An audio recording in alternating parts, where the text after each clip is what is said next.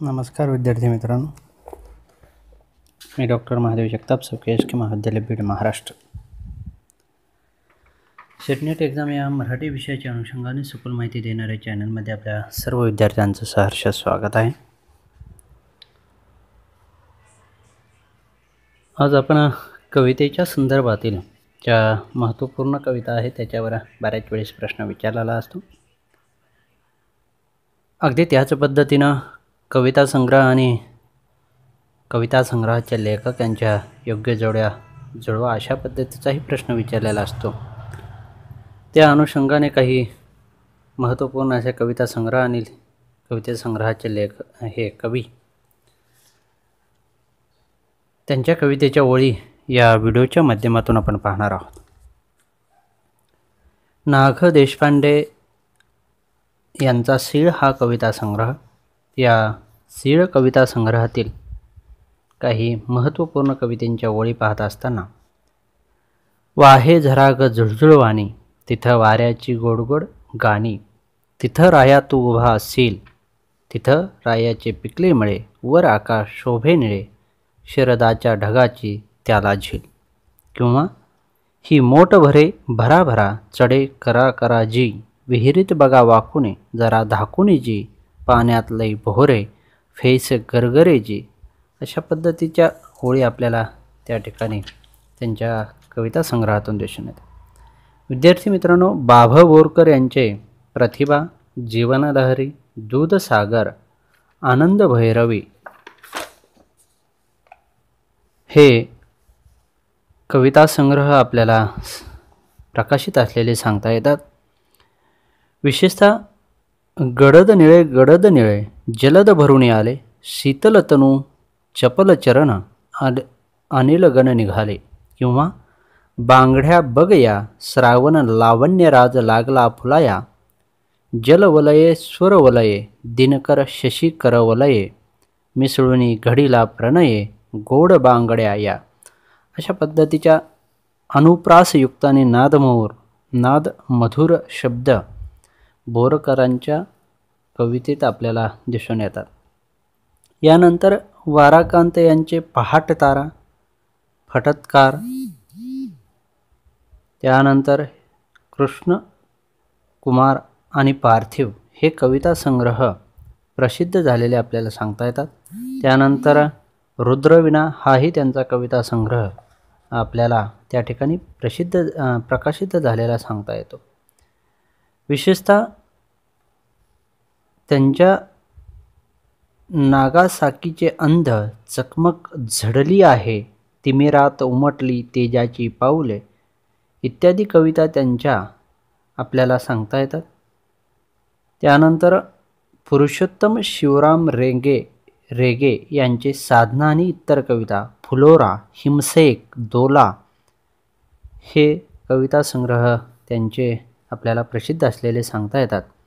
त्यानंतर त्यांच्या कवितेच्या काही ओळी आपल्याला इथं सांगता येतील. रात्र काजळी वारा वादळी, भिववी वरचेवरी, अफाट कातळ भवती केवळ, भाषे पाण्यावरी. म्हणजे हळुवार आणि नाजूक शब्दांची जी काही अनोखी शब्दरचना आहे ही पु.सी. रेगे यांच्या आपल्याला कवितेतून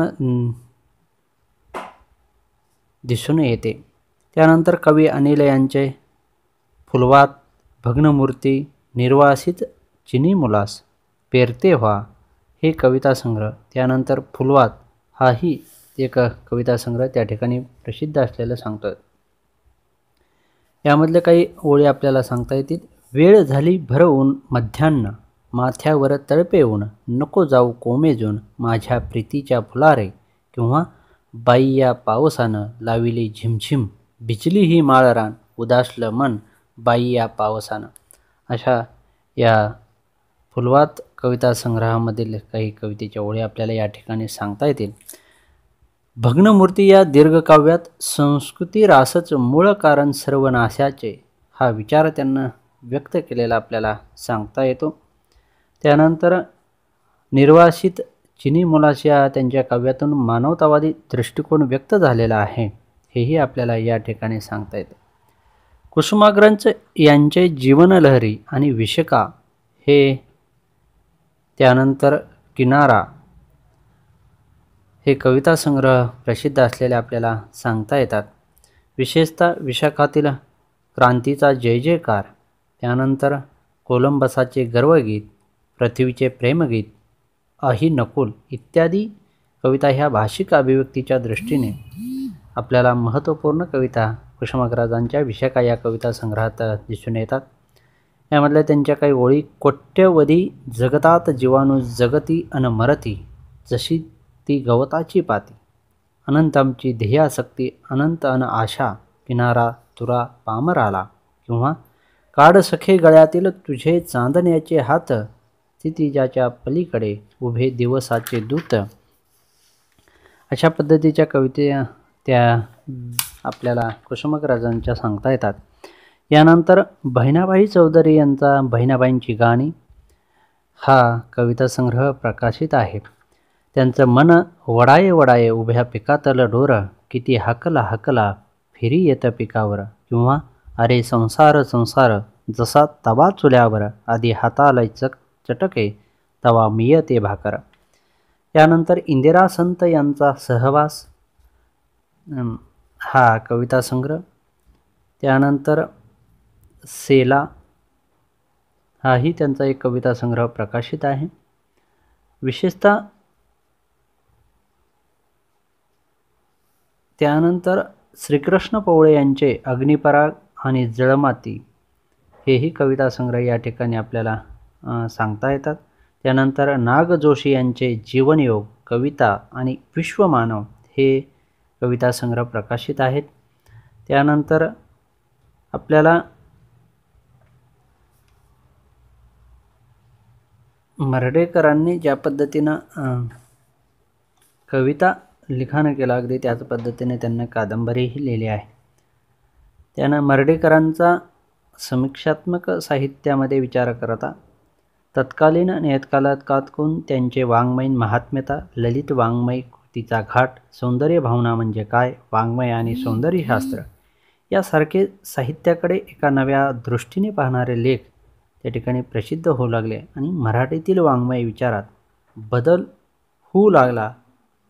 या पद्धतीचं त्यांचं लिखाण या ठिकाणी आपल्याला सांगता येतं.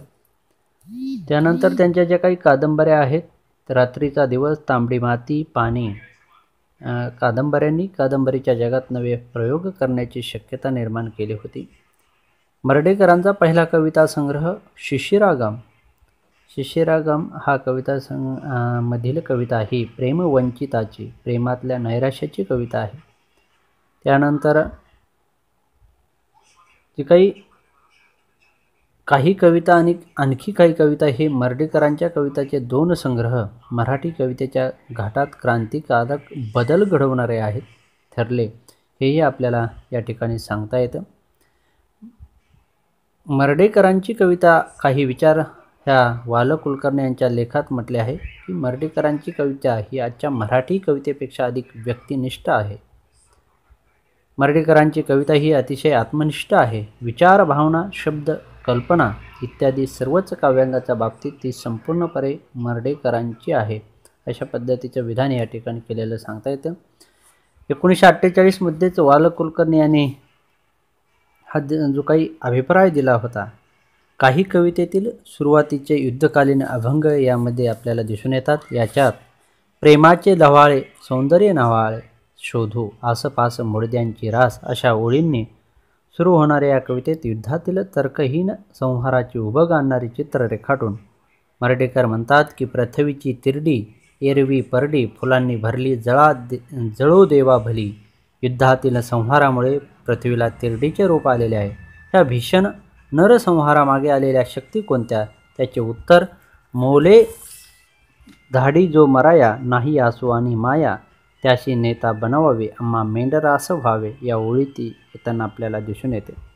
अमानुष राजकीय सत्ता, तिने वेठीला धरलेले विज्ञान, मानवाविषयीची उदासीनता, स्वार्थाने व्यापारी वृत्ती, यातून युद्धासारख्या भीषण घटना घडताना आपल्याला त्याचं वर्णन या ठिकाणी मर्ढेकर करताना दिसून येतात.